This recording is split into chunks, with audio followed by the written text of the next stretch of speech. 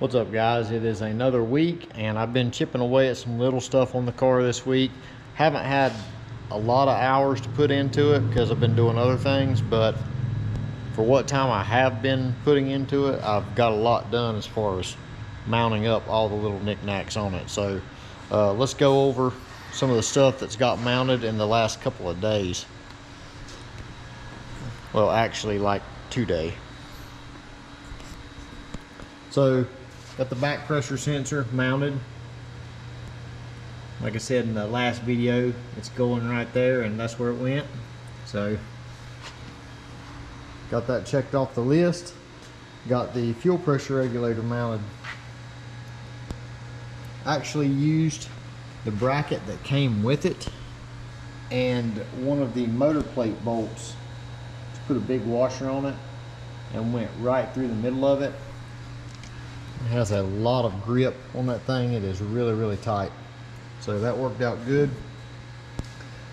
Also mounted the priming pump. Just used the clamps that came with it and put some nutserts in the frame. That was just a simple way to get that thing down there. I've got a fitting coming from, well, keep getting stuff in the way of the camera. I've got a fitting coming from Racetronics that is a 16 that has an 1/8 MPT into the side of it that you can get a secondary feed off of.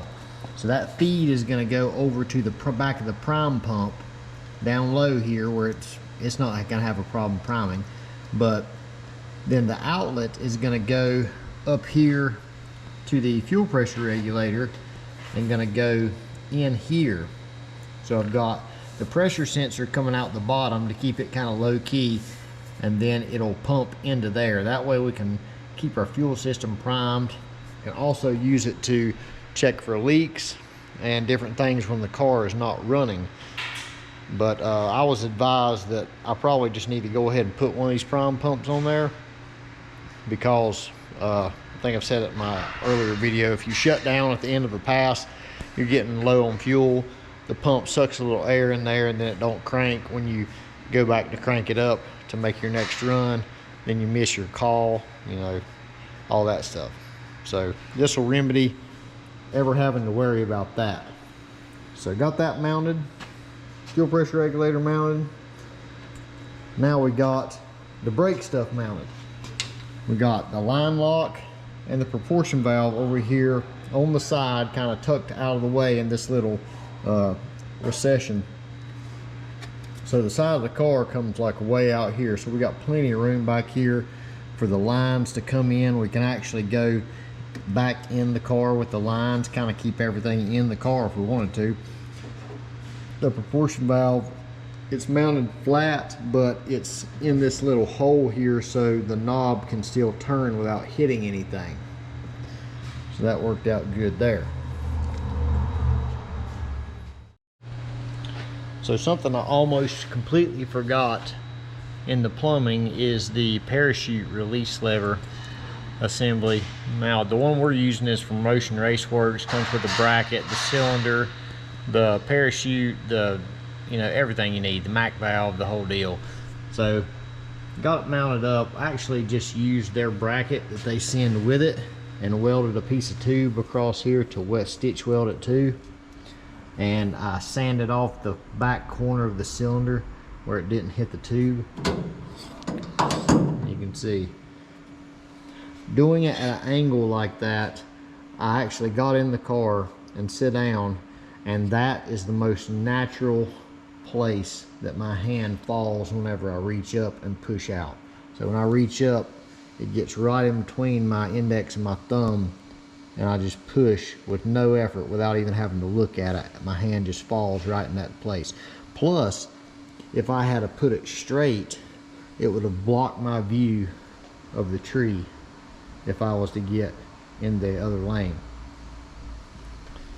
So that worked out good, but that also requires CO2, and we're gonna have lines going there, possibly hard lines. So I wanted to go ahead and get that mounted. So the next thing that I did to finish out this afternoon. When I got back on it, I actually had some places to go today, so when I got back, I started plotting out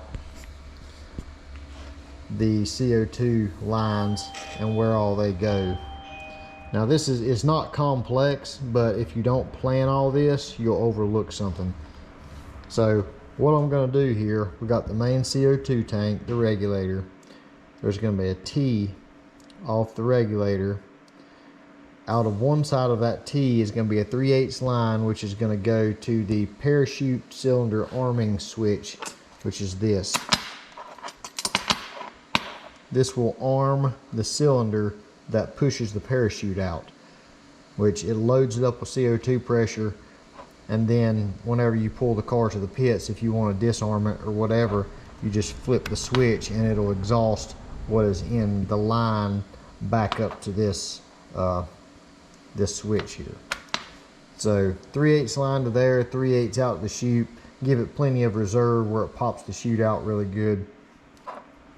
So coming out of the other T, we're going to go down to another T, and this is going to go over to our MAC valve here. We're going to go in number 1 with the pressure, and we're going to go out number 2 up to the parachute handle that's up on the roof of the car there with the cylinder. So this will be controlled by a steering wheel button. So I'll hit the button, it'll actuate this, and it'll pull this, which will pull the cable, which will let this pressure push the parachute out. So that's taken care of on that side of the T. The other side of the T will go into the boost control solenoid, which is here. It will come in here, then go out of here through the firewall, because we're going to mount this inside with all the rest of the electronics, and go to wastegate 1, then jump over to wastegate 2. So not that complex, but it does help my little brain to see it all wrote down on the table. So I can take a picture of it, so when we do the plumbing, I can just refer back to that picture and I don't have to think about it anymore. So plan ahead. So fast forward to Friday, been taking care of some small stuff. Did go ahead and get the billet bulkheads put in. These are the ones we sell on the website. These are 16/16s. We're going to be going from 12 ORB out of the front of the valve cover into these. And then this is the Hydromax hose that everybody asked me about. Get it on Amazon, like 120 bucks for 50 foot or something like that. You can see how flexible it is. Don't smack the camera. This is 1 inch. It goes perfectly over a 16 barb fitting, like you'd use on a push lock or something. I suggest putting a little Vaseline on the barb and then putting a little bit of heat in the rubber hose, because it is so tight going on there that you won't get it on there without doing that. So you don't really need a clamp on it or anything, because it is that tight, but it fits nice the way it's supposed to. So we got those put in. Got the starter button here for bumping the motor over. Before I forget, under here, fire nozzles, spraying into each header area where the main heat's going to be, one on each side. Also have our nozzle here spraying onto me. Our arming switch for the fire is right here. Our cable coming in. See, we mounted it right beside the parachute handle. And this is the most comfortable position to reach up and grab it with my hand without looking. That's what you want to do with all of your handles that you mount in your car, especially parachute or fire or anything like that. You gotta put it where you can naturally find it without looking. You've seen some guys on their videos at the drag strip where they're doing like this, trying to find the parachute release cable or handle. You don't want to have to do that whenever you're doing 200 miles an hour. So, and in a panic situation that you can't find it because you're running out of stopping room.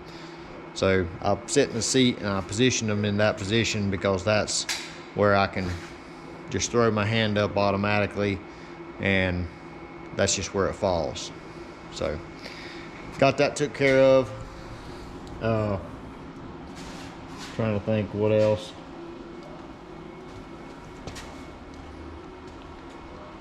I'm still waiting on the 90-degree fittings to go on this. That's why I've got these lines long right here. The boost controller we're going to mount down here with the electronics on the floor, so all the wiring can be kind of right there. That's why I've not mounted it yet. This little piece here, this is a Y block that I made because the dry sump tank needs a vent, which will be a 12 off the back side and go through the firewall right there, and it will tie into the flow of one of the sides of the valve cover right here going in the back. So you can see just kind of how I made that, just with some piece of aluminum tubing and fittings. So you can see the Burndown tubes kind of run down through there. They'll lay a little bit more flush when I get them clecos out of the way and stuff like that, but that's basically how they're going to run.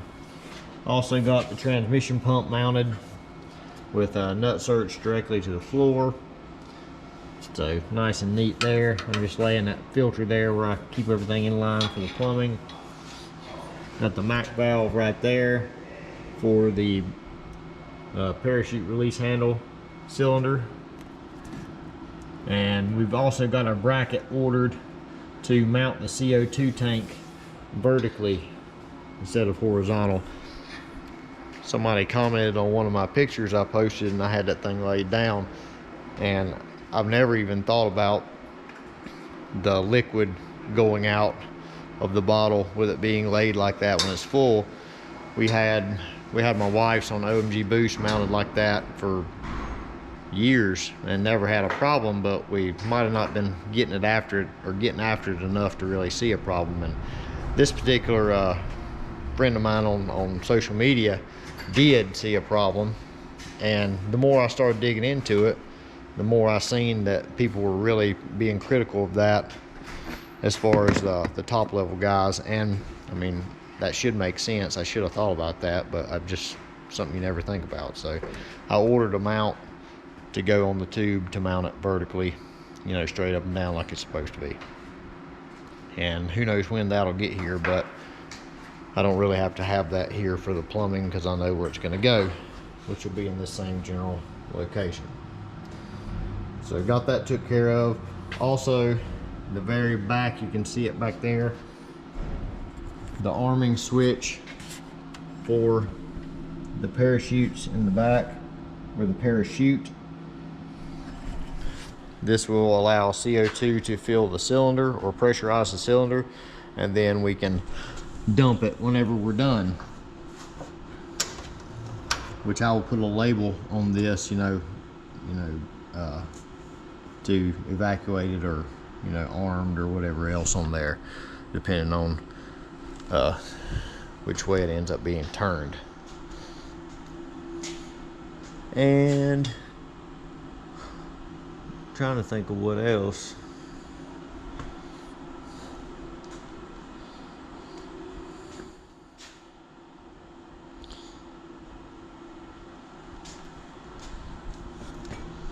Went ahead and put some plugs and stuff in the back of the intake for the ports that I'm not going to use. This Plasma Man intake makes it really easy because it's got 2 ports out the side, and then it's got 4 coming out the back that are all threaded for 1/8 pipe. So plenty of map reference points to come from, because we're going to have one for the fuel pressure, we're going to have one for the blow-off valve, we're going to have one for the wastegate. And yes, you can tee off everything, but if stuff's really close to the back of the intake, you can do just a home run directly there. And we've got to have one going into the ECU as well, which will be right here. So at least 4 of the ports we're going to be using up. And I think that's about it as far as that goes. I don't know if I'll get anything else done today. I've got some aluminum I gotta weld, but tomorrow I'm not sure if about forgot this.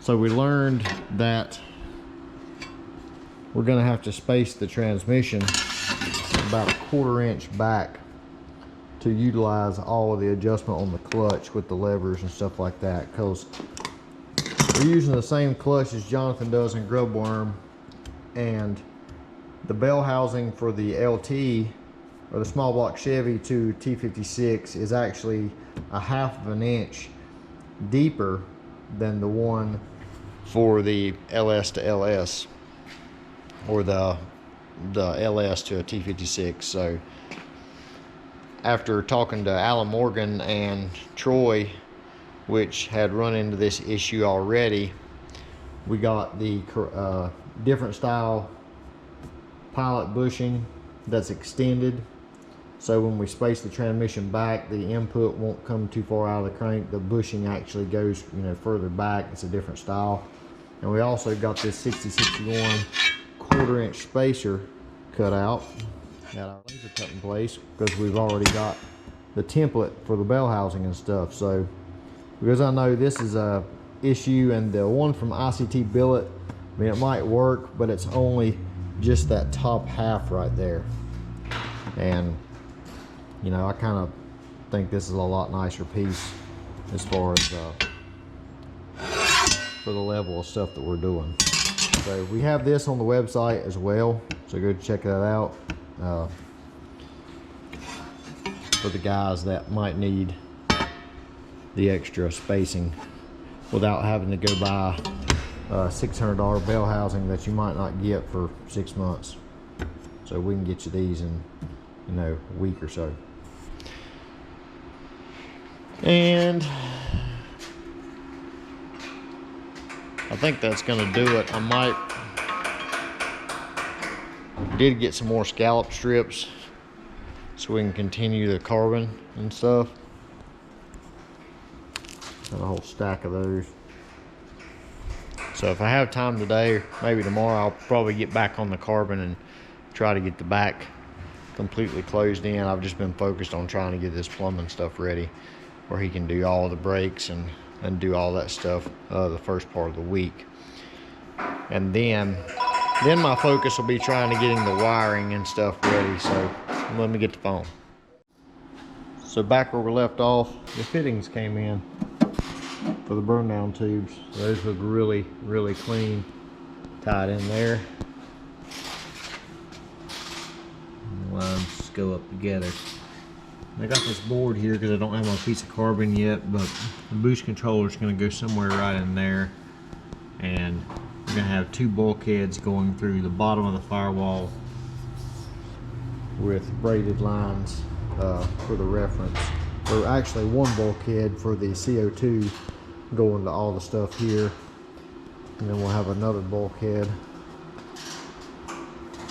on this side somewhere going back to the ECU for the map sensor. So coming right along. We'll see if we get anything else done this week. So just a few more things done late this evening that kind of went smooth, so I just rolled with it. I started digging through my box of brake parts and realized that I had a lot more stuff than I realized, so I have double ordered a couple things. And I know none of you have ever done that, but FFP Customs, Ryan Frazier, he sent me pretty much everything I needed for the brakes if I would have just dug through the box and looked. So we've got a brake switch here that I've got on the way, but I don't need it because I got one. Also got all this reservoir stuff mounted. That all turned out really good. I've just got it kind of loose right there, but just made me aluminum plate to bolt to the billet pedal assembly down there. When the front end goes on, you see it'll go right over top of all that. And that kind of fills in this hole too, so it don't just look like a big open hole into the car. So that worked out really good, getting all that mounted. Also got the reservoirs kind of zip tied where they're going to go. Gonna make tabs and mount them there after the plumbing's done, but just wanted to get an idea of where they need to go. But got the steering wheel buttons on as well. The ECU mounted.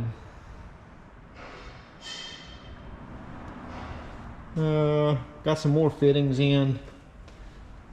Went up to the Hanks Brothers, our local race store, and got the nuts for these bulkheads. This is my CO2 fitting that'll feed the CO2 line. It'll go down the frame rail and go into this gate and then go over to the other gate.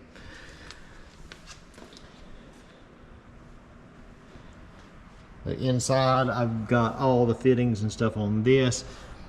And I know that Brown & Miller supplies all the fittings.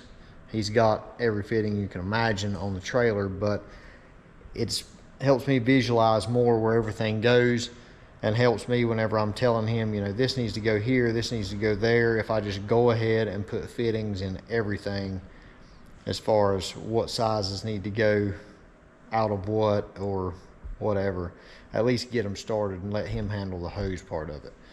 So all that, the 6 feed will go to arm the solenoid, or not the solenoid, but the cylinder in the back here. For the parachute, it'll arm that. And then we have the switch down here that I also took the push lock connections out and put 6s. I could have done push lock on everything, and there's nothing wrong with that, but everything else is going to be hard lined on the car, so I didn't want to really leave anything to be different than the other. So ordered the carbon fiber for here. I got 2 pieces, one that'll go here and one that'll go on the floor to mount the electronics on. I think it's like 120 thickness or 180 or something like that. It's a little bit less than or a little bit thicker than a 1/4 inch. So that'll be a little bit stiffer than our 060 that we have and be able to support the electronics. I did find out one thing, that the fuel fitting that I bought to make it where the priming pump here can pull off of the feed down low, it will not go in between there and get a 90 on it. I've actually got some 90s here off Rusty Emerson's car whenever we come and done all the plumbing on it. So I took the 90 that they're actually going to be providing and tried to put it on that fitting with the port on it, and it likes about a 1/4 inch hitting my steering rack. And of course I'm not going to move none of this stuff. So I hit up Mike, and he said that they've got like a casted, like a hard 90, and it's got a lot of meat in it. So I'm actually just going to tap the side of that and put an 1/8 MPT in that to feed the priming pump, and just not use that $40 fitting that I bought. So sometimes you don't know until you actually get it here and test fit it. But got all the sensors and stuff in the wastegates. That one is going to kind of be hid looking from the top by the fuel filter. My parachute button here, line lock button there. Nice little bracket from Motion Raceworks for the column. And that's pretty much it. A bunch of sticky notes gone this week. Just little odds and ends. I'm gonna get back on the carbon and stuff next week, and hopefully maybe get it finished out here in the back, and then address the interior around the floor and stuff. And then this thing will, besides fitting the doors and putting the Lexan on, it'll just about be ready to blow completely apart and paint, and then off to wiring. So trying my hardest to just get it done and not forget anything, but you got to get it while the getting's good. While the thought processes are flowing, you need to roll with it, because they might not be there 5 minutes from now.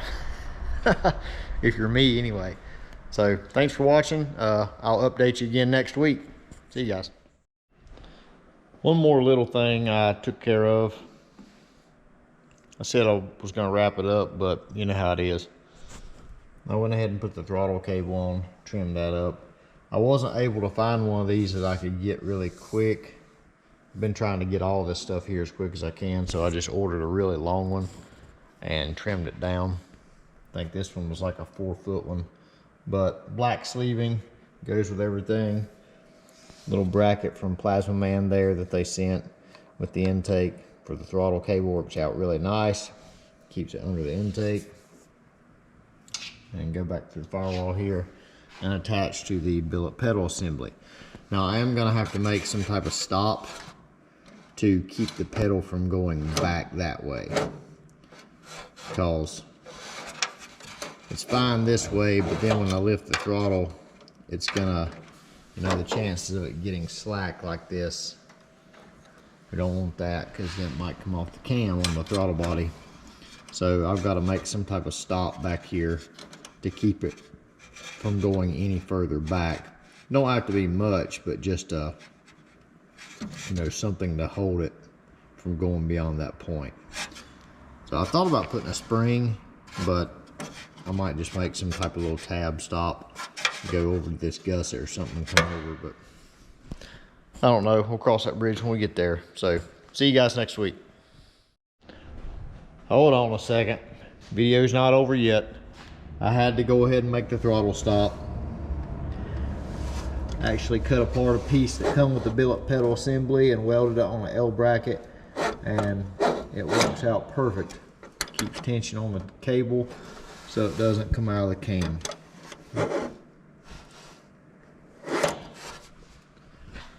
So now I can officially throw that sticky note away that says throttle cable on it. And we can finally end this video. So see you next week.